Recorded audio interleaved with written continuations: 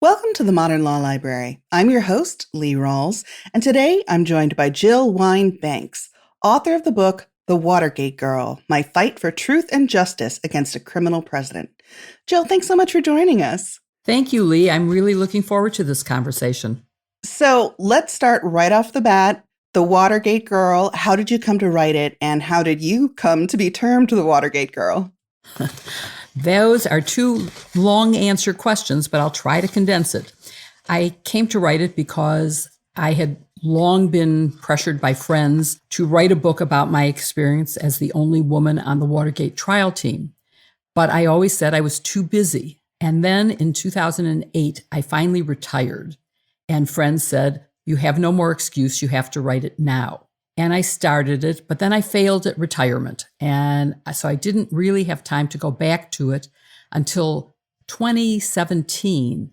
And the things that motivated me then were I was seeing parallels between the Watergate scandals and what was happening in the Trump administration. And because I also ended up as an MSNBC legal analyst, I really had time to focus on studying that. And it also gave me an audience that might be interested in a book that I would write. And I developed a big Twitter following, and so publishers were interested in publishing the book. And so I sat down and I really wrote it. So that's how it came to be.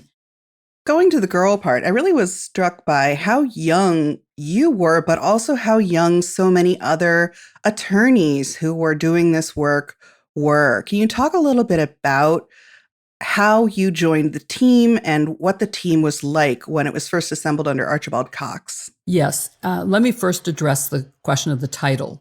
As you may know, book publishers select titles. And when the title, The Watergate Girl, was suggested, I went, no way am I going to have my name on a book that says girl.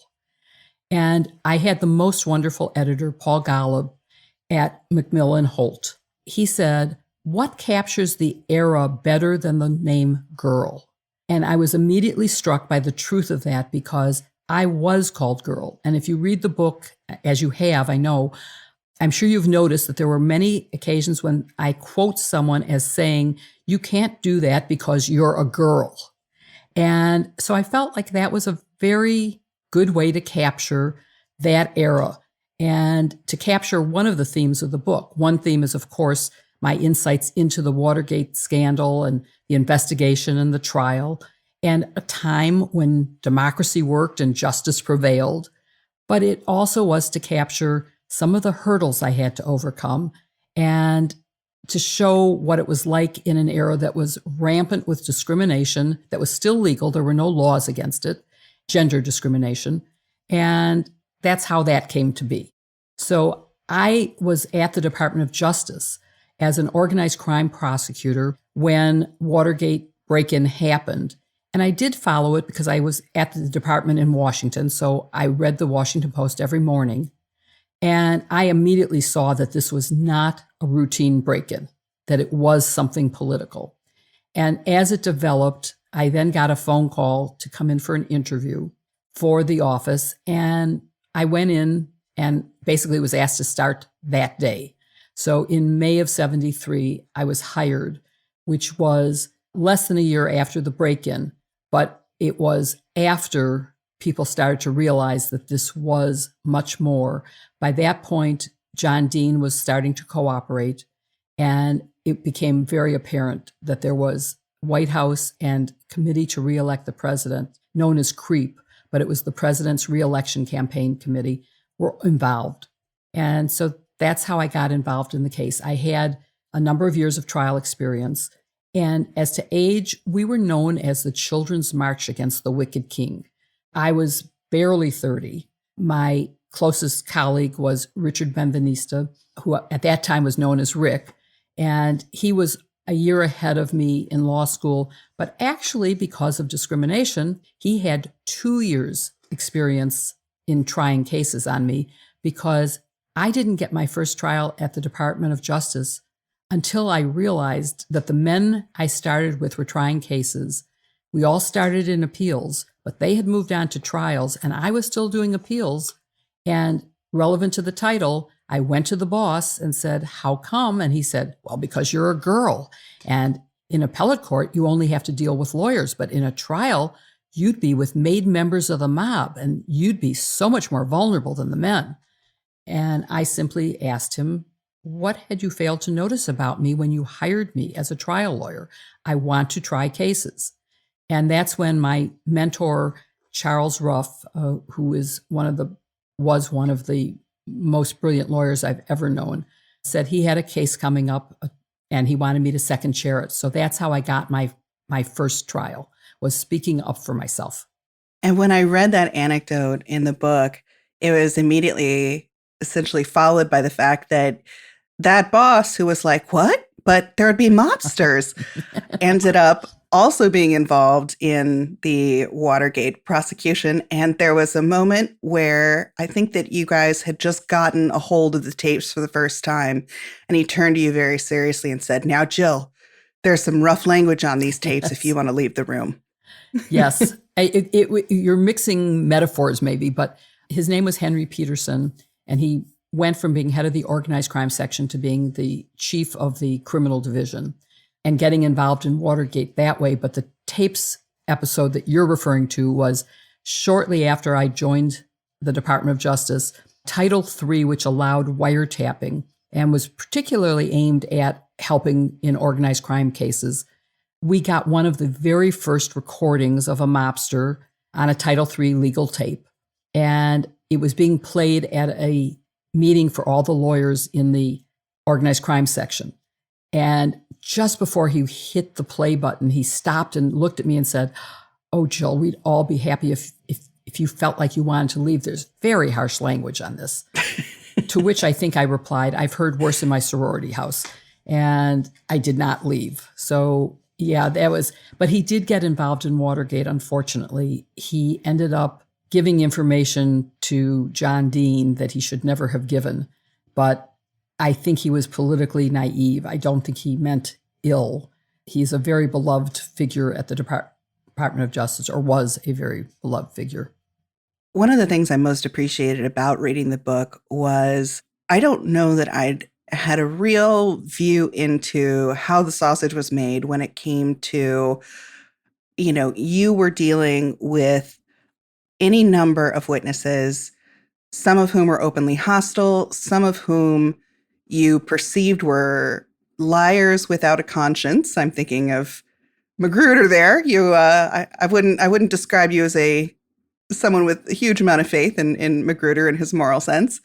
And then other people who you felt did have a moral sense and moral code, but had made some poor choices and gotten themselves in bad positions. You needed to, as a group, take a look at all of this information that you are collecting and decide how to weight it. And at first, you didn't even know that these tapes existed. So I have to imagine there were a lot of late nights. What was that like as someone who, you weren't at the very start of your career, but you were pretty early on? What was that like to be involved in as such a young lawyer?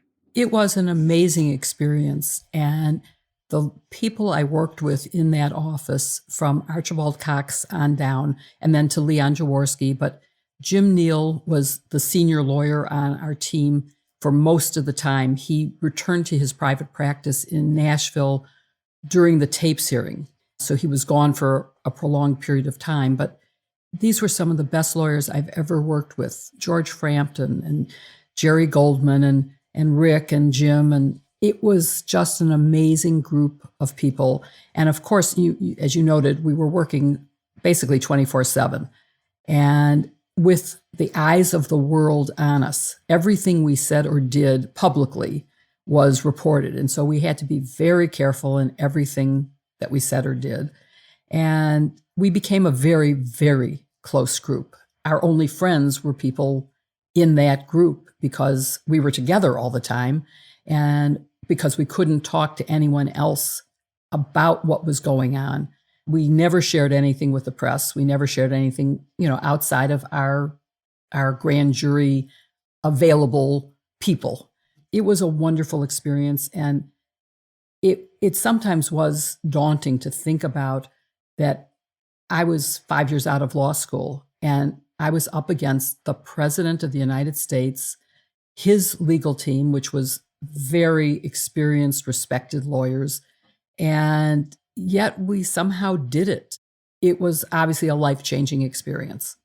So I'd love to dig more in on how it feels to become the focus of the press. And you had what I think is maybe a unique perspective on this, given that you went to school originally to become a journalist yourself. And in fact, we both have bachelor's degrees in journalism from the University of Illinois Yay, go at Illini. Urbana-Champaign. Go Illini. So could you talk a little bit about what initially made you want to go from journalism to the law, and then any perspective you feel like you gained from being the focus of journalism attention versus being a reporter or TV news commentator? What was that experience like, suddenly being the focus of all this press attention with some pretty wild headlines? Well, so it took me almost 50 years to actually do journalism, which is what I think I'm doing now by both writing the book and by being on MSNBC and writing opinion pieces. I went to law school with one focus, and that was to get a better job in journalism, because I graduated in 1964 from college. And at that time, I was offered jobs on what was known as the woman's page. I wanted to report on hard news, on law, on foreign policy, on, just the criminal cases that might be around. And I had read a book in a constitutional law political science class by Anthony Lewis called Gideon's Trumpet, a book that should be in every lawyer's bookshelf. I remembered reading as part of that book, on the back cover, his bio included that he had gone to Harvard Law School. And I thought, okay, I can't get a great job reporting right now. Maybe if I went to law school like Anthony Lewis, I'd get a better job. And so that's why I went to law school. I didn't realize, of course, that Anthony Lewis had already won a Pulitzer Prize before he went to law school, and he only went for a year on a Nieman Fellowship, a very prestigious award. But it is what got me to law school, and I'm very excited to say that one day after I told that story to a reporter, I got a tap on the shoulder in court the next day, and it was Anthony Lewis. So that was like, oh my God, I was almost speechless. I could hardly believe I was talking to Anthony Lewis. So that's why I went to law school. And when I got through the first year, which I hated, and my advice to anyone who's going to law school not to be a lawyer is, even if you're going to be a lawyer, the first year is really tough. But if you don't want to be a lawyer, it's even tougher. So I decided that I would take a leave of absence, because I'm one of those people who I can't just quit. If I'm in a movie that I hate, I've outgrown this finally, but I used to think you had to stay through the whole thing. So I decided I'd take a leave of absence and see if a year in law school was enough to get me a good journalism job. And I did get a very interesting job that I enjoyed. But the part I enjoyed the most about it was not the writing so much as the lobbying that the organization did. And I thought, if I went to law school and finished it, that would help me be a better lobbyist, because lobbyists do what lawyers do, is you put facts together in a persuasive way to present your position. And I thought, okay, so I'll do that. And then when I returned to law school, I had won honors in my first year moot court, so I was in the national competition. And then I took trial practice, and I really liked the advocacy in law as much as I did in lobbying. And so I decided that I would actually work as a lawyer, at least long enough to pay back student loans. Of course, one thing led to another, and I loved my job at organized crime. And then, of course, who wouldn't have loved being in the Watergate, where you are, particularly as a journalist, I was having firsthand knowledge that no one else knew. And I loved that part of the Watergate as much as bringing about a just result. So that's how I decided to stay with law until actually in 1991, I decided to switch to the corporate business side, not as a corporate lawyer, but actually doing business development overseas for Motorola and loving that. And that was partly a result of having been the executive director of the ABA, where I realized I really liked managing people and buying paper cheap and having the right subjects to print on that paper in all the publications that the ABA had then. And that I wanted to do something in that regard. So that's how I got to a second career. And now I'm, of course, into my third career as a journalist. So, what if the aspects get when you talk about media coverage and the sort of sexism that you faced, not only internally within teams you were working with, but also the way you were viewed and, the way that you were targeted by the media in many ways as, oh, the mini-skirted lawyer. One thing that I admired, of course, looking at the pictures was, you were a very fashionable and are a very fashionable woman, and you did not let those labels stop you from wearing the kind of clothes you wanted to wear and presenting yourself in the way you wanted to present yourself. But there had to have been pressure when it came to, oh, well, then should I only wear pantsuit? Should I wear a full length nun's habit? What should I be doing here? So, Lee, let me stop you for a second, because it was not permitted to wear pants. I could not wear anything but a skirt in court. My first trial, I think I mentioned, was in Alaska. I had to wear a skirt. The jurors were wearing flannel-lined pants, and I was wearing a skirt because that was the rules back then. It just wasn't possible. And if you bought anything, I bought what was available in stores. I would have had to have custom-made clothes to have had something longer than what I was wearing. And, when they say miniskirt, it's not the same as today's miniskirts. It was only a few inches above my knee. This was not exactly scandalous. And I always wore suits. I mean, I was very properly dressed, but you're quite right in terms of how discriminatory the press reporting was. No one ever talked about Richard today. Richard wearing a gray flannel suit when he wanted to appear very aggressive and authoritative versus wearing a blue blazer and gray flannel pants when he wanted to appear more vulnerable. Nobody talked about Jim Neal owning 3 identical brown suits so that the jury wouldn't think he was rich enough to have 3 different suits, but he couldn't wear the same suit every day, so he bought 3 identical ones, and he would just rotate them. Nobody talked about that. And there is a funny story that happened at the ABA. When I became the executive director, at the time it was called the COO, but the ABA had just moved from its headquarters at the University of Chicago to the current headquarters, actually not to the current headquarters, to the interim headquarters on Lakeshore Drive at Northwestern. And people missed being on one floor and seeing each other all the time. It was now a high rise, and unless you saw someone in the elevator who wasn't on your floor, you didn't see them. And HR suggested that we do a brown bag lunch with a speaker to get people together, at least for that. And so I did a survey of who the office wanted to have as the speaker, and it was Mike Royko, who was a fabulously wonderful, funny, syndicated columnist. And I didn't know him, but I called and he agreed to do this. So I was very excited that I was meeting the expectations that people wanted. And I got enough information to give a very good introduction of him. And I sat down and he starts his remarks by saying, I don't normally give speeches, but I couldn't resist when Jill asked. And the reason is because I think she changed American history. And I'm going to tell you how.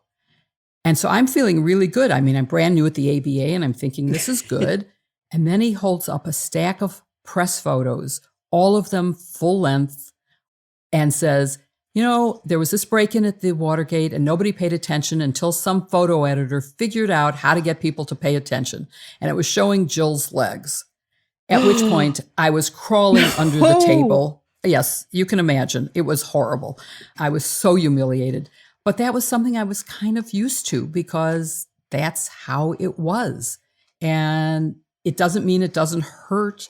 when you're fighting to be accepted as a professional and as an equal. Leon Jaworski used to call me, he would introduce me to people in person. I'd be standing in front of this person and he'd say, she's a lady lawyer. And I would say, Leon, I'm a lawyer. And if you introduce me to people in person, they can see the rest. You don't have to say it. It makes me sound like I'm lesser than other lawyers. But I never got him to drop that description. He seemed hurt that you'd even asked. He's like, but I'm so proud of you. Yes, it's true. It is true. Yes. And I mean, he did not disrespect me. One judge in Detroit, when I would go into chambers, he would stand up when I would enter because it was the gentlemanly thing to do back then when, again, I was the only woman in court. They didn't know how to deal with a woman. And nowadays, that would never happen. The judge may be a woman. The other lawyer may be a woman. There's just, it's when I went to law school, only 4% of the entire profession were female. 4%. So that's how it was. My class was 5% female, and now it's 10 times that. So it made a difference in how people perceived a woman in law. And there is another character in this book. I say character, but she was a real woman, Rosemary Woods. And as we're thinking about the generational changes and opportunities that were available for women, she really comes to mind. Could you talk a little bit about who Rosemary Wood is and was, on perhaps read a segment of your book in which you talk to her? All right, let me set the background maybe, and then I can read from the book. Rosemary Woods was known as Richard Nixon's loyal secretary, and she had worked for him for many years. She worked for him from the time she met him when he was in Congress, the House of Representatives, and then worked for him from the time he was in the Senate. And what I learned about her in writing this book is that she was not just a secretary. She was an advisor. She was a trusted person that he sought advice from. And I know that from listening to tape recordings in the National Archives that were conversations just between the two of them. I know it because she is the one he went to and said, I'm resigning and I can't tell my family. You have to tell Pat and the girls, his wife and daughters. So I know how close they were and how much she really protected him. She was, in a way, a gatekeeper for a long time. She ended up in a fight with the man who became his chief of staff, H.R. Haldeman, who also, of course, went to jail as part of the Watergate case that I was involved in. I really wanted to portray her as the person she was, as opposed to the news-reported cartoon character she became. She became a laughingstock because she took responsibility for erasing a part of one of the tapes we subpoenaed. And frankly, the White House threw her under the bus. They said, there's an 18-and-a-half-minute gap in one of the tapes, and there's no innocent explanation. Only Rosemary Woods can explain it to you. So I had learned my lesson, by the way, about speaking up, and I thought in the first tapes hearing about two other problems in tapes, that Rick was taking too many of the witnesses. And I said, I'm taking the next witness that the White House calls, and then we're sharing equally after that. And the next witness called was Rosemary Woods.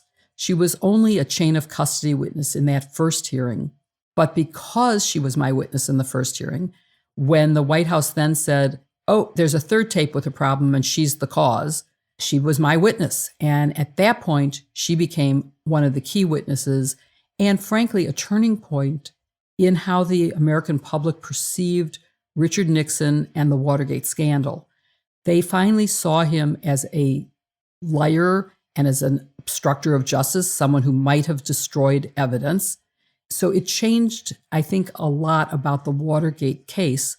But because my questioning of her ended up in what I would call a Perry Mason moment where, I'll read you from the book and then maybe we can talk more about that. And this is from the prologue. Washington, D.C., November 27, 1973. I didn't think I was nervous, but I could barely breathe. President Richard Nixon's secretary, Rosemary Woods, was on the stand in U.S. District Court demonstrating how she accidentally erased 18 and a half minutes from a key White House tape in the Watergate case, wiping out a conversation between the embattled president and one of his top aides just 3 days after the suspicious break-in at the Democratic National Committee headquarters. The chunky Universal tape recorder and headphones from Rose's White House office sat on the ledge of the witness box. A pedal that let her stop and start the machine with her foot rested on the floor. The bright, high-ceilinged courtroom, its wood-paneled walls burnished with years of crime and punishment, overflowed with lawyers, journalists, and spectators. From the bench, Judge John J. Sirica regarded me with a knowing expression. I felt he saw right through me, my face flushed, broadcasting my youth and vulnerability. The previous day, Rose had testified that she was in the middle of transcribing the tape from June 20, 1972, when the phone rang at the far end of her desk, and she answered the call while keeping her foot on the pedal. That, she said, must have erased the president's recorded conversation, replacing it with a steady hum. I asked her to demonstrate. She pushed the start button on her machine and placed her sturdy black pump on the pedal. The crowd fell silent as the blank demonstration tape began to whir. What did you do after the phone rang? I asked her, trying to keep my voice level. Rose glared at me. At 55, she was nearly twice my age, petite but fierce, dressed that day in a color-blocked turquoise, chartreuse, and orange sheath topped with a strand of pearls. A gold cross glinted from a ring on her right hand. I had to take those off first, she said in a hostile tone, delicately pointing to the headphones resting on the ledge. With that slight movement of her finger, her foot lifted from the pedal. The tape stopped cold. Even if she'd mistakenly pushed record instead of stop, releasing the foot pedal when she answered the phone would have halted the tape, and there would be no 18-and-a-half-minute gap. Rose had lied, and I had caught her. So that's why I say that was a Perry Mason moment. When that happened, the tape stopped, and the jury box, which was filled to capacity with reporters, was emptied immediately as they ran from the jury box to a bank of payphones. And for any listeners who are too young to know, in those days there were no cell phones, and in order to call in the story, they had to actually go to a landline phone and put coins in a receiver to make that call. And at that moment, I was stunned, and I sort of screeched, "But your foot came off the pedal and there's no erasure." And she said, "Well, it's different in my office. I did it there." And somehow I said, "Well, Your Honor, maybe we should adjourn to her office and she could show us how she did it there." And her lawyer didn't object. The White House counsel didn't object. The judge didn't object. And so I left from the courtroom to go to the White House adjacent to the Oval Office for the first time in my life. And the pictures taken by the White House photographer at that demonstration in her office clearly proved much more than any words could have that she didn't do it the way she said.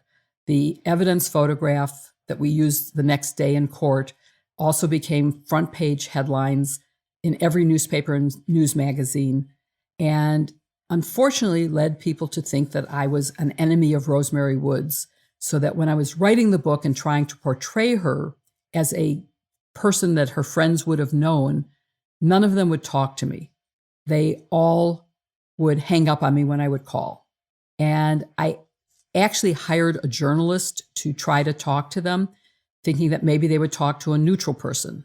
But as soon as he revealed that it was for purposes of this book, they would hang up on him. And then I met Bob Woodward, and he said, "Stop calling. You have to knock on the door. It's much harder to slam the door in your face than to hang up on you." So I flew to Washington, knocked on a door, and had it slammed in my face. So I was unsuccessful, except in doing deep dives into research that I could do, until I told that story on NPR on Fresh Air. And I got a call from her grandnephew who said, "I'll be happy to talk to you about a person he calls Uncle Rose." And he told me a very funny story about why he doesn't call her Aunt Rose. It's because he had another Aunt Rose who was his mother's sister. He gave me some very interesting insights to her that someday I might try to write either an addendum to the book or a separate, maybe a news article, a magazine article about Rosemary Woods and the insights I got from him about the person she was.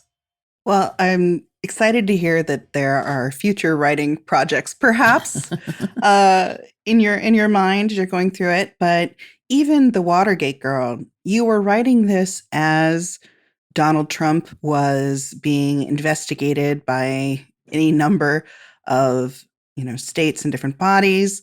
This book came out in hardback February of last year, 2020, and you and I are speaking partially because the paperback comes out very soon and should be available actually as our listeners are listening to our conversation. But it has to be challenging, even though certainly you were looking backwards at your own experiences. You were writing it in a time where so many people were seeing so many parallels. Could you talk a little bit about that experience and even what the last year since the hardback has come out has done to your understanding of what you went through in Watergate and what Donald Trump's administration has done or it should be investigated? As I mentioned, I had a wonderful editor. Paul and I worked to develop what would be included because by the time I wrote a proposal and got a publisher, I had written way more than 400 pages. And some of that was not in sentences. It was just outline. So if I had filled in the outline, we're talking a 600 or 800 page book. And the hard part was what goes in and what doesn't. And we agreed that the book focus should be from the date I was hired in May of 73 until the jury verdict in January of 75. So that was the main focus. And then when I actually got to writing, I realized that it had to go on, that because it weaves in my personal story, that ending it there would have left me in a personally unhappy place. I was in private practice and in a bad marriage. And so I didn't want people to think that that was the end of my life in this unhappy place. So we continued until 1980, when I re-met my high school boyfriend, moved to Chicago and married him and started a new job and was very happy. So it basically covers only that period. And then there is an epilogue that covers the rest of my life. So we're talking about, a couple of years in the full book and one chapter for 40 years. And it was agreed that because there was no Donald Trump during the period of time of the book, he would not be mentioned in it. However, it seemed to me that a lot of the stories I told in the book about the Watergate investigation and trial made very obvious the parallels to what was going on, and that I didn't need to point them out. I do mention Donald Trump and some parallels in the epilogue, and something has happened recently that makes it even more so. And by the way, in writing the epilogue, I wrote it literally as the book was going to press because I wanted it to be as current as it could, given what was happening with the impeachment that was ongoing at that time, the first impeachment. What's now happened is we gave a roadmap, we, the Watergate Special Prosecution Team, to the House Judiciary Committee to use as a guide to impeachment. Mitch McConnell just gave a reverse roadmap to prosecutors.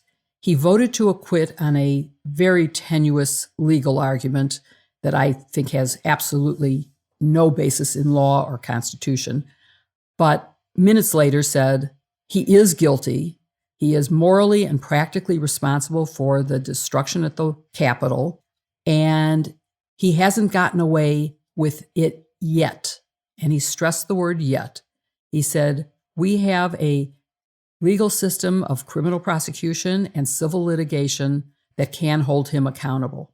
So to me, that was like our roadmap in reverse. He was saying, we're not going to do anything, but the criminal system and the civil system can. So I think there's more to come on the story of what's going to happen with Donald Trump in terms of legal liability, criminal and civil. I have to say, reading the epilogue, like you said, you were trying to condense 40 years into just a few pages.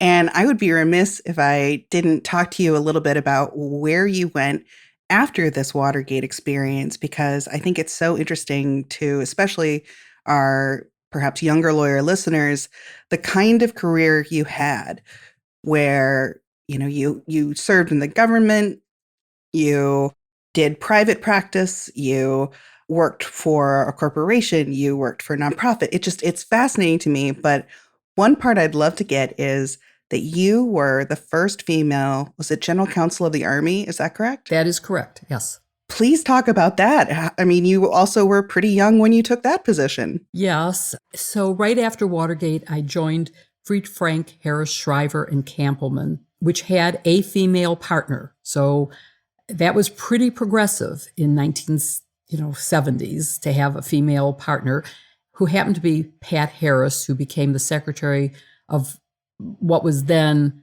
had a different name, but it was basically health and housing. And I can't remember the full title that it had then. And their offices, by the way, were in the Watergate complex. So what could be more ironic than my leaving the Watergate prosecution and going to work for a law firm in the Watergate complex? But I got invited. I had been there a couple of years, I think, when Carter was elected. And during the transition period, I was approached about several jobs in the administration, one of which was in the White House, one was at the Department of Justice, and one was at the Pentagon. And I read the transition materials and thought, well, the job at DOJ would be easy for me. I mean, I know that. I could do that. The White House, I don't know. I had to look at what would I be doing exactly. When I got to my office, what would be my assigned task? And I decided I didn't think that that was something I wanted to do. And the Pentagon, I went, I wouldn't even recognize a general if I tripped on one. How could I possibly go to the Pentagon?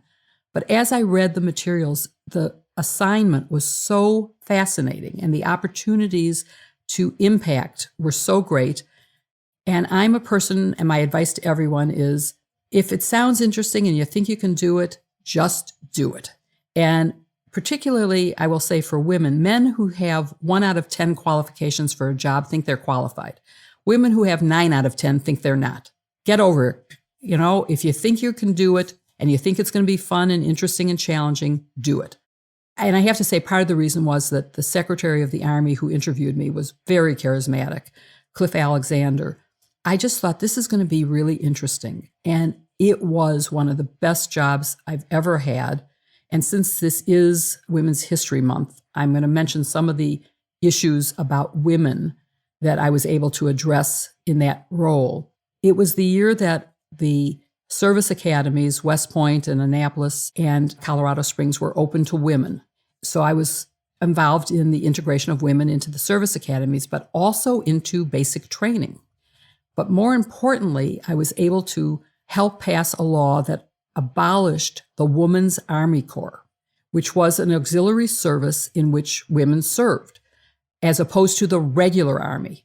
The Women's Army Corps had only 2 generals. One was the head of the Women's Army Corps, the other was the head of the Nursing Corps. So, for example, a woman could not be the chief judge advocate, the head of the lawyers division, because that was a general that was assigned to the regular Army. And of course, there's no reason why a woman couldn't be the head of JAG. So we got that passed, and you now have seen many 4-star generals. More recently, in the Obama administration, I served on a committee looking at sexual assault in the military. And one panel came into the room, and it was 1 admiral and 4 generals. The lowest ranking was a 1-star general, and he was the only man on that panel. Every woman on that panel outranked him. And now there are a number of 4-star generals who are female. And that's all because of eliminating the Women's Army Corps. So to me, it's that was a great job. I got to do intelligence work. I got to do all sorts of environmental things because the Corps of Engineers is involved in a lot of environmental projects. And I got to meet wonderful leaders. The military leaders were fabulous. And I had grown up in the Vietnam era thinking that military were not so admirable. And I learned a lot in that job. I loved it. It was terrific. Well, if that became perhaps the source for your next book, I think I would pick it up. But in Okay. addition to The Watergate Girl, you also have a couple of other projects that my listeners may be interested in. Could you talk a little bit about both your podcasts, since Yes. we know they're podcast listeners? Yes. And also, I do want to say that I am working on a proposal for a second book, but it's not the Army. It's about hashtag Jill's pins, because they've become they have their own fan pages. I try to wear a message pin on every show. And by the way, even though you can't see me, I am wearing a Lady Justice symbol because I thought that was appropriate for the American Bar Association. And for my listeners, I know you can't view this because this is an audio medium, but I'm privileged enough to see the video, and it's beautiful. It's a gold pin on a green blouse, and it looks wonderful. Thank you. So I am working on an outline of explaining the Trump administration through the message pins that I wore during the Trump administration. But I am currently doing two podcasts that are fabulous and very different from each other. One of them is called hashtag Sisters-in-Law, and it is me with three of my sisters-in-law from MSNBC. And it is Barb McQuaid, Joyce Vance, and Kimberly Atkins. And we all met through our work at MSNBC, and we loved sharing conversations and throwing around ideas and talking about issues of the day. And Politicon wanted to sponsor us to put together this podcast. And fans actually came up with the name Sisters-in-Law.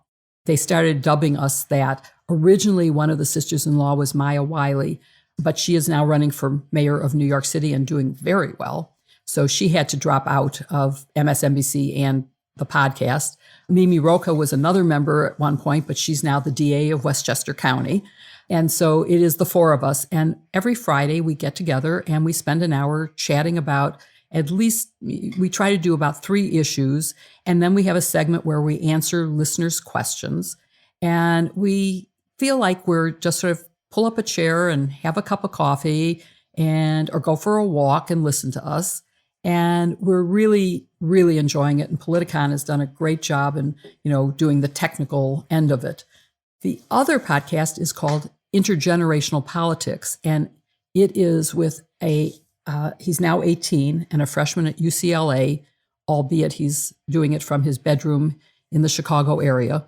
And we met when he was 17 and the youngest candidate to be a delegate for Biden in the presidential primary season. And I was also running as a Biden delegate. And that's how we met, although it was COVID, so we didn't actually meet. We virtually met. And since then, during the summer, we did actually meet. And in our conversations, we realized we both share basically the same political outlook, but have very different perspectives because he's 18 and I'm 77. And we just thought, well, it might be fun to do this. And we started out, we just invited some of the people. I'm on the board of the Better Government Association, and we wanted to talk about transparency in government and how important that is. And so we had one of the lawyers, outside lawyers for the BGA, and the head of the BGA talk to us about that. And now we get requests from unbelievable people to be on our podcast.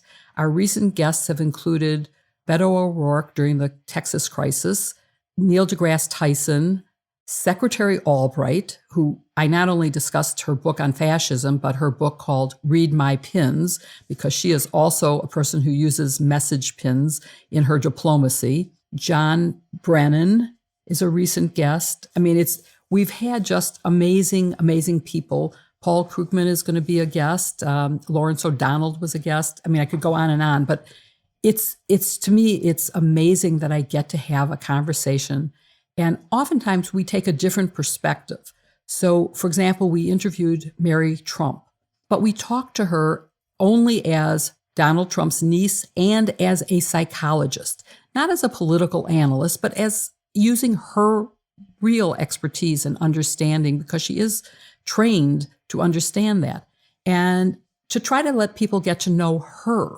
So it's just been a lot of fun doing those two things and working on the third book, and who knows what else will come. I mean, when you talk about reinventing yourself, maybe I should write a book on reinvention, because I did go from being a lawyer to doing business overseas to doing media and writing. And I don't know what else will be next. I think there's plenty for me to do just in those fields right now. Well, I think there are messages there both for people starting out their career and for those who perhaps are flunking retirement like you did. Well, I just want to thank you again, Jill, for joining us. Again, our guest was Jill Wine Banks, and the book, which is now in paperback, The Watergate Girl, My Fight for Truth and Justice Against a Criminal President. Thank you so much for joining us for this episode of the Modern Law Library.